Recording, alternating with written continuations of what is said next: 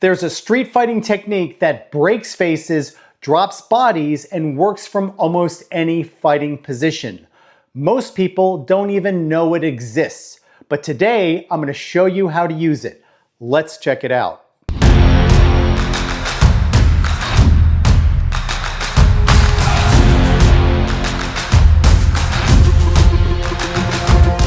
Today, I'm going to teach you one of the most savage strikes in self-defense, the Hammerfist. It's a powerful and adaptable technique that can be used in both intermediate and deadly force situations.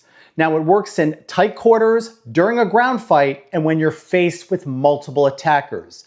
In this video, I'm going to show you how it works, when to use it, and why it's one of the most devastating tools you can bring to a fight. Now, the techniques you're about to learn are covered in depth in my book, War Machine 2. It's a comprehensive 340-page book packed with cutting-edge self-defense strategies for real-world combat. This isn't theory, it's battle-tested skills and techniques designed to keep you alive when it matters most. If you're serious about learning no-nonsense, reality-based self-defense, War Machine 2 is a must-have.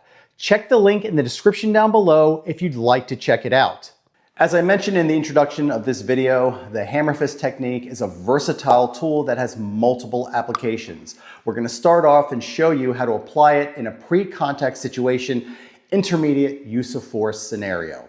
Okay, let's have Tommy come out and we'll demo the technique. So, pre-contact situation, I'm going to de-escalate, my hands come up. It's obviously going to be a situation where I'm legally and morally justified to strike first. I'm going to use the short arc Hammerfist. So my hands come up, I'm de-escalating, things are not working out, I am justified to strike. I'm going to hit on the bridge of the nose. Now Tommy has gear on, but we're going to simulate this. So in one motion without telegraphing, meaning I don't pull the hand back. As my hands gesticulate and I talk, I whip down onto the bridge of the nose. Notice the probable reaction dynamic is Tommy's going to lean forward and cover his face. You have just obliterated his nose. Now what happens? Blood goes everywhere, but it also goes in back of the throat. He's going to have trouble breathing. More importantly, he's going to have trouble seeing because the tear ducts in the eyes are activated. This gives you the window of opportunity that you can exploit. How you exploit it depends on the use of force justification. For example, Tommy bends over from the strike, you could deliver elbow strikes. If he bends over even further down, you can deliver knee strikes. And in some cases, the long arc Hammerfist, which I'm going to cover shortly. So we're going to have Tommy come out, demonstrate the technique, and I'm going to critique it. So remember, this is a first strike technique. You need to set it up. His hands up and de-escalation. Good. And in one motion, you're going to whip the short arc Hammerfist onto the bridge of the nose. Lots of power. A couple more. And time. Good. So the major issue I have with this is the telegraphing. Tommy is clenching his fist prior to delivering the blow, and that makes a huge difference in terms of successfully delivering the strike. Let's have Tommy come back and see if he can perform the technique with non-telegraphic motion. Come on, Tommy. Set it up, hands up, and whip it. Better. That's it. Take your time and pause between each repetition. Good. Again, again, and again. Good. So what we're going to do is I'm going to stand behind the bob. I'm going to be the actual voice behind the opponent. Tommy's going to de-escalate, and then at some point he's going to determine that a first strike is justified. That is the go, no-go moment. Okay, so Tommy, let's begin. Okay. So yeah, I've got a problem with you, man. There's no problem. I'm really sorry. You're not really sorry you took my parking spot? I'm really sorry. Move your car. No, I don't. Move your goddamn car. First of all, move your hands. Move your goddamn... Okay, so notice how as soon as I smacked Tommy, he reacted with the strike. This is what you do not want to do, because when someone smacks your hand or pushes you, that's the moment they expect retaliation. Do not respond. Don't take the bait. Pause. Wait a second. Let him get his guard down a little bit and then launch that initial first strike. Hey man, what's the deal? This is the second day in a row your dog took a piss on my lawn. I'm really sorry. I apologize. I don't want you bringing your dog next to my property again, because every time he does it, it burns the actual grass. Look, I apologize. What can I do to make this better? You can take your walk somewhere else, man. Well, I don't know if that's going to happen. Yeah, Like why don't you go get some water and dilute it, okay? Is that really necessary to put? Yeah, it is necessary. Okay, notice when Tommy did the technique, he torqued his shoulder. He went like this. Again, with a short arc hammer fist, the elbow just goes down vertically. It's one motion. There's no torquing, no hip twisting. Again, these are subtleties, nuances, but they make a huge difference in delivering the technique non-telegraphically. A variation of the hammer fist is the long arc hammer fist, and what we're doing is we're performing it in a deadly force situation. Now, when you deliver the long arc hammer fist, we're attacking the cervical vertebrae or the spine. These are classified as deadly force techniques because it can cause permanent paralysis. Okay, so we're gonna have Tommy come out and I'll demo the technique. Now, this is a finishing off technique. So you've already delivered several strikes. Your opponent is bent over. He gives you either the neck or the spine. Now his body doesn't have to be parallel to the ground, but it needs to be bent down in such an angle that you can deliver the strike effectively. So we can strike the actual back of the neck or anywhere on the spine. Thanks, Tommy. Now, when you deliver the technique, it's important to pretend you're holding a sledgehammer in the backhand. You're gonna bring it up and descend down. You're gonna let the weight drive down. You're gonna let your legs be the driving force. Now, this is a bit antithetical to the short arc hammer fist, which has no telegraphing. This does have telegraphing, but you are afforded that luxury because you're finishing them off. You've already delivered most of the damage. So this is gonna finish him off. Up and over and drive down, up and over and drive down. Let's have Tommy demonstrate the hammer fist on the focus mitts, and I'll critique it as he performs the technique. He's in a left lead stance. I'm gonna hold the mitts just about the height of where the back would be. He's gonna raise it up and drive it down. Lots of power. Okay, Tommy, so his elbow's kind of close to his body. He needs to bring it out like he's holding a sledge. So envision a sledgehammer and you're driving down, straight down. That's it, again. That's not bad at all. Try not to lean forward. Let the body drop down as if you're almost doing a squat. Okay, so here we go, one more time. Again, lots of power. Really good, excellent.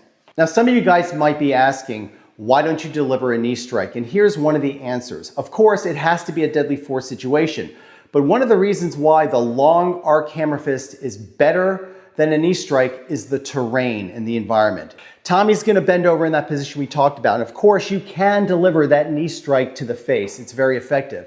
However, Tommy, you can stand up. However, the problem is if you're on unstable terrain or if you're in a slippery environment, you're gonna have problems. For example, let's say you're fighting and it's in the snow or the ice or it's raining. Tommy, bend over. Delivering that knee strike has inherent risks. You could lose your balance and you could fall on the ground and now you've got a ground fight you're dealing with. Again, you have to think about all the different elements, all the different types of environments that combat can go down. Hey, we're about to get back into the video, but let me ask you something. Do you want to legitimately accelerate your self-defense skills? And are you sick of clickbait videos teaching absolute garbage? Or tired of being misled by unqualified wannabe experts who have zero credibility or experience? If the answer is yes, now is the time to join my War Machine memberships. As a member, you're going to get exclusive access to in-depth training videos, exclusive full-feature video content, downloadable training PDFs, and direct insights you're not going to find anywhere else. Plus, you're going to have direct access to me in the comment section of all my videos. So if you have questions, you're going to get real, detailed answers from me and not some random keyboard warrior. So if you're serious about mastering real-world combat skills, hit the join button below and start training like a true war machine. Now, let's get back to the lesson. In a previous video, I talked about delivering the horizontal knife hand to the throat. And this, of course, is a deadly force situation. Now, this would be utilized when you're faced with somebody on your flank and you're going to deliver that strike. However, what happens if it's not a deadly force situation? Well, we have the horizontal hammer fist. This will replace the knife hand. So from this position here, instead of delivering that knife hand, which is a deadly force strike, we're going to use an intermediate use of force strike. And what we're going to do from here is we're going to torque and twist our body horizontally across, and we're delivering the hammer fist to the nose. One key component is to have your hands up when delivering the strike. Do not have your hands down, okay? So you're gonna have your hands up, maybe you wanna scratch your elbow, rub your hands, and then deliver the actual strike. So keep the hands up when you deliver it. And also, it's important to look as you strike. Very important, okay? Hands up, we're gesticulating, and then we strike.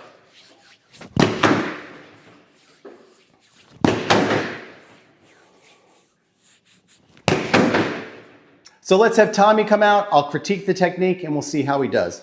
Tommy, come on out. So let's set it up. His hands are up. Okay, his adversary's on his flank. And slowly, Tommy, practice the technique.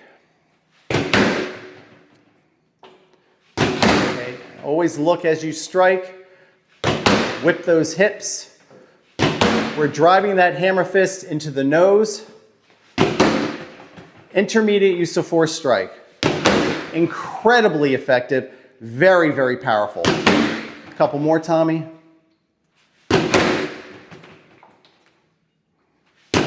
And time, good. One of the biggest benefits of the Hammerfist Strike is safety. Unlike fisted punches, the Hammerfist Strike requires you to hit with the edge of the hand. Therefore, you don't need that wrist alignment that you do when throwing conventional punches. This is a really important consideration because we're talking about the chaos of combat. There's always the chance of injury.